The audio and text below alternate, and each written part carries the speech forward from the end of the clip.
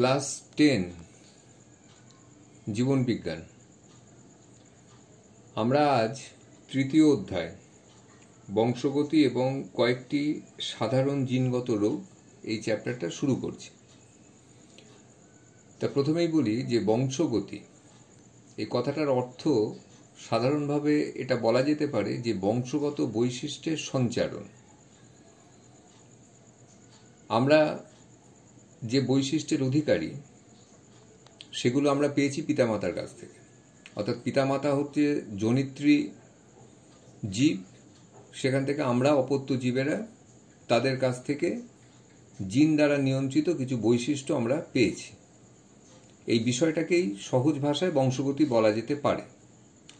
সংজ্ঞাটা খেয়াল করবে, জীবের জিন দ্বারা নিয়ন্ত্রিত বংশগত বৈশিষ্ট্যগুলির জনিত্রী জনু থেকে অর্থাৎ পিতামাতা থেকে অপত্য জনুতে অর্থাৎ সন্তান সন্ততিতে প্রায় অপরিবর্তিতভাবে সুনিয়ন্ত্রিত পদ্ধতিতে সঞ্চারিত হবার ঘটনাকে বলা হচ্ছে বংশগতি। এখন এই বংশগতি এটার সম্পর্কে যে মানুষটি প্রথম আমাদের কাছে বিষয়টিকে উপস্থাপন করেছিলেন তিনি হচ্ছেন বিজ্ঞানী গ্রেগার জোহান মেন্ডেল। বিজ্ঞানী গ্রেগার জোহান মেন্ডেল ওনাকে বংশগতিবিদ্যার জনকও বলা হয়।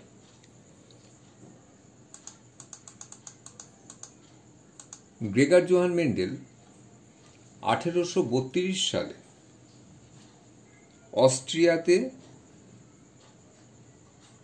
আমি একটু ভুল বললাম, এটা এখানেও একটু প্রিন্টে ভুল আছে, এটা 1822 সাল হবে। 1822 সালে অস্ট্রিয়াতে জন্মগ্রহণ করেন। এরপর 1843 খ্রিস্টাব্দে একটি অগাস্টিনিয়ান চার্চে তিনি ধর্মযাজক রূপে যোগদান করেন। সেই চার্চের যে বাগান ছিল সেই বাগানে তিনি মটর গাছের উপরে কিছু গবেষণামূলক কাজ করেছিলেন এবং সেগুলো তিনি লিপিবদ্ধ করেছিলেন, যা 1865 খ্রিস্টাব্দে প্রকাশিত হয়। কিন্তু দুঃখের কথা এটা যে তার সমসাময়িক যে বিজ্ঞানীরা ছিলেন তারা কিন্তু তার এই চিন্তা ভাবনা অর্থাৎ তিনি যে মটর গাছের উপরে গবেষণালব্ধ যে ফলাফল তিনি পেয়েছিলেন সেটাকে খুব একটা গুরুত্ব সেই বিজ্ঞানীরা দেননি। 1884 সালে তার মৃত্যু হয়েছিল এবং মৃত্যুর 16 বছর পরে অর্থাৎ 1900 খ্রিস্টাব্দে বিজ্ঞানী the Vries Hugo the Vries, বিজ্ঞানী সেডম্যাক, বিজ্ঞানী কোরেন্স এরা মেন্ডেলের সূত্রগুলির সত্যতা যাচাই করেন এবং মেন্ডেল তত্ত্বের পুনরাবিষ্কার করেন। অর্থাৎ মেন্ডেলের যে মতবাদ, যেটাকে মেন্ডেলিজম বলা হচ্ছে, সেটা তখনই বিজ্ঞান সমাজে স্বীকৃতি লাভ করে। এখন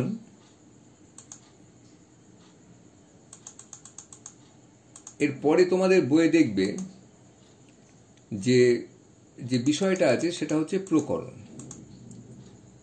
প্রকরণ বা ভ্যারিয়েশন, এটা কে যদি ছোট করে যদি ব্যাপারটাকে বুঝে নিতে হয় তাহলে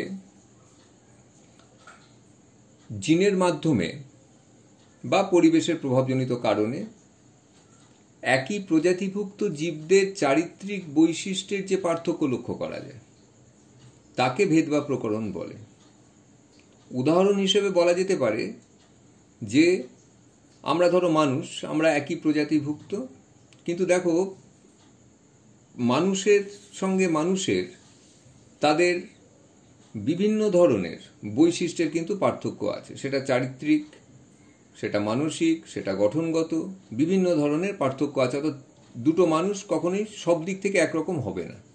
তাহলে এই যে পার্থক্য, যেটা জিনের মাধ্যমে বা পরিবেশের প্রভাবজনিত কারণে এই পার্থক্যটা তৈরি করা হয় বা তৈরি হয়, এই পার্থক্য, তাকে আমরা বলছি ভেদ বা প্রকরণ। এখন এই ভেদ বা প্রকরণের তাহলে কারণ কি হতে পারে? কারণ হতে পারে দুটো, একটা হচ্ছে মিউটেশন আর একটা হচ্ছে জিনের পুনঃসংযুক্তি। এখন ক্রোমোজোম তার সংখ্যা বা গঠনের যদি কোনো আকস্মিক পরিবর্তন হয়, ডিএনএর গঠনের যদি কোনো আকস্মিক পরিবর্তন হয়, বা ডিএনএর মধ্যে অবস্থিত জিনের যদি কোনো আকস্মিক পরিবর্তন হয়, এবং যে পরিবর্তনের ফলে জীবদেহের চারিত্রিক বৈশিষ্ট্যগুলো হঠাৎ করে স্থায়ী ও বৃহৎ সঞ্চরণযোগ্য পরিবর্তনে পরিণত হয়, তখন সেই ঘটনাটাকে বলা হয় মিউটেশন। অর্থাৎ ক্রোমোজোম, ডিএনএ বা জিনের যদি এই ধরনের কোনো পরিবর্তন আকস্মিকভাবে ঘটে, তার ফলে জীবদেহের বৈশিষ্ট্যগত পরিবর্তন আসে, এই ঘটনাটাকে মিউটেশন বলা হচ্ছে। এটা একটা প্রকরণের কারণ। আর দ্বিতীয়ত জিনের পুনঃসংযুক্তি। মিওসিস কোষ বিভাজনের প্যাকিটিন উপদশায় ক্রসিং ওভার হয়, নন সিস্টার ক্রোমাটিডের মধ্যে ক্রসিং ওভার হয়, এবং সেই ক্রসিং ওভারে জিনের যে সজ্জাবিন্যাস, সেই সজ্জাবিন্যাসে পরিবর্তন হয়। আর পরিবর্তন হলে সেই পরিবর্তনটা বৈশিষ্ট্যের বহিঃপ্রকাশে সাহায্য করে। কাদের বৈশিষ্ট্যে? না, জীবের বৈশিষ্ট্যে। তাহলে আগে যা ছিল এখন সেটা এই জিনগত পুনঃসংযুক্তি, ক্রসিং ওভারের ফলে সেখানে জীবের বৈশিষ্ট্যের মধ্যে একটা পরিবর্তন এলো। কেন এলো? না, জিনের বিন্যাসের পরিবর্তন হয়েছে। এটাও কিন্তু প্রকরণ সৃষ্টির একটা কারণ। এখন এই প্রকরণকে আমরা দুভাবে ভাগ করতে পারি। একটা হচ্ছে ধারাবাহিক প্রকরণ, আর একটা হচ্ছে বিচ্ছিন্ন প্রকরণ। আর ধারাবাহিক প্রকরণটা কি?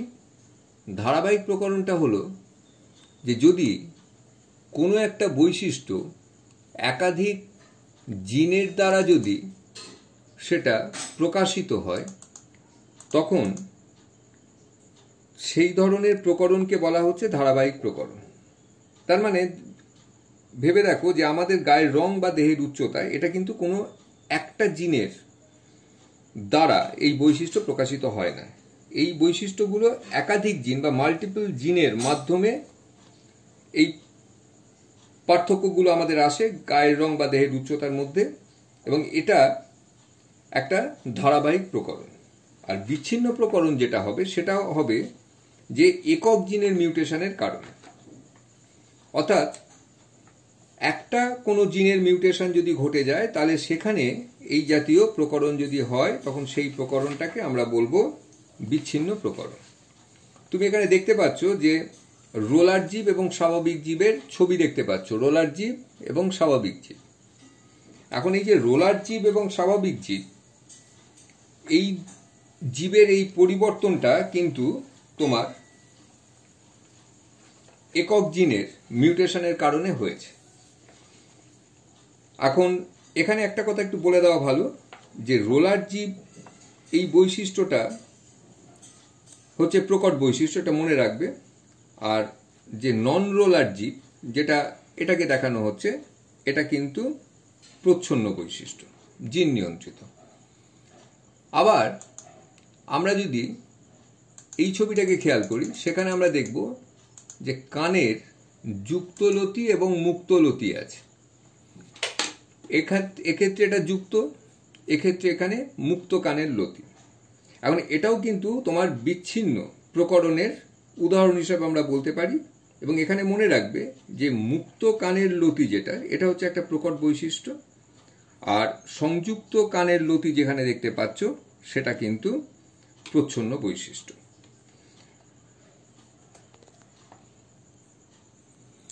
এবার তোমরা যে স্ক্রিনে ছবিটা দেখতে পাচ্ছ সেটাকে একটু খেয়াল করো।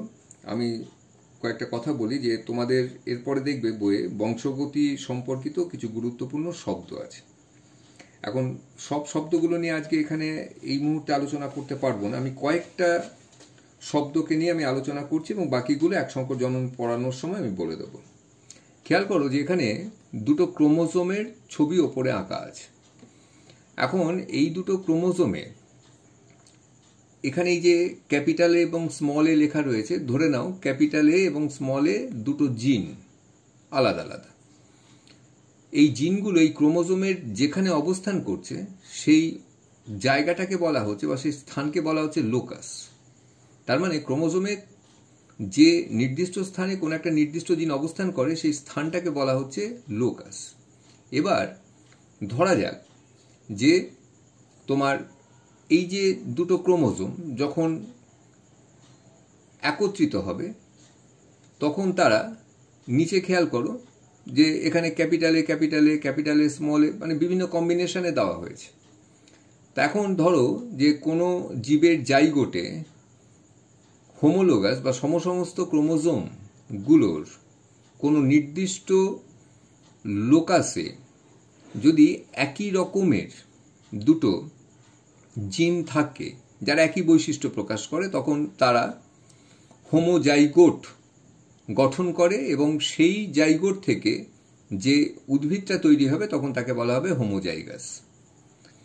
ঠিক সেই রকম দেখো এখানে দুটোই ক্যাপিটালে বা এই একদম এপাশে দেখো দুটোই স্মলে, তাহলে এরা কিন্তু হোমোজাইগাস। অর্থাৎ এখানে লোকাসে দুটো সমস্ত ক্রোমোজোমের একই লোকাসে একই রকম বৈশিষ্ট্য নিয়ন্ত্রণকারী দুটো জিন আছে, সেজন্য এরা হলো হোমোজাইগাস জীব। আর যদি তা না হয়ে এই দুটো ক্রোমোজোম তারা জোর বেঁধে সমস্ত ক্রোমোজোম গঠন করলো এবং সেই সমস্ত ক্রোমোজোমের কোনো একটা নির্দিষ্ট লোকাসে সেখানে বিপরীত বৈশিষ্ট্য, অর্থাৎ এখানে ক্যাপিটালে এখানে স্মলে, এখন ক্যাপিটালে স্মলে এটা তোমাদের ওই মেন্ডেলের যে 7 জোড়া বিপরীতধর্মী বৈশিষ্ট্য আছে সেখানে ফুলের অবস্থান কাক্ষিক হলে ক্যাপিটালে আর শীর্ষে হলে স্মলে বলে তোমাদের বইয়ে দেখানো আছে, দেখে নেবে।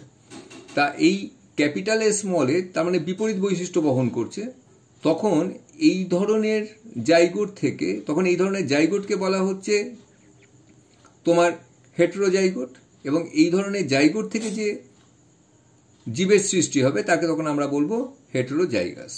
আর এখানে আরেকটা কথা আমি একটু বলে দিই যে তোমাদের বইয়ে দেখবে যে অ্যালিল বলে একটা ডেফিনেশন তোমাদের বইয়ে আছে যে সমস্ত ক্রোমোজোমের একই জিন লোকাসে অবস্থিত পৃথক চারিত্রিক বৈশিষ্ট্য নিয়ন্ত্রণকারী জিন জোড়ার একটি অপরটির অ্যালিল।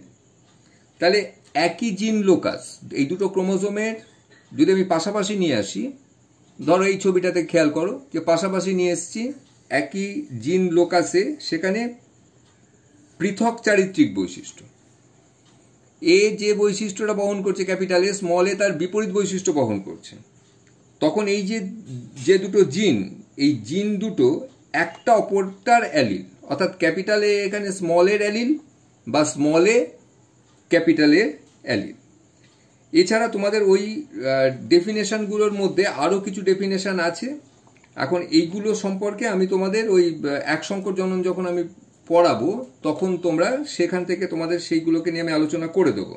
তবে তোমরা তোমাদের বইয়ে ওই সংজ্ঞাগুলোকে বাড়িতে একটু দেখো, তারপরে আমি সামনের ভিডিওতে বাকি জিনিসটাকে নিয়ে আলোচনা করে দেব। ভালো থেকো, শুভরাত্রি।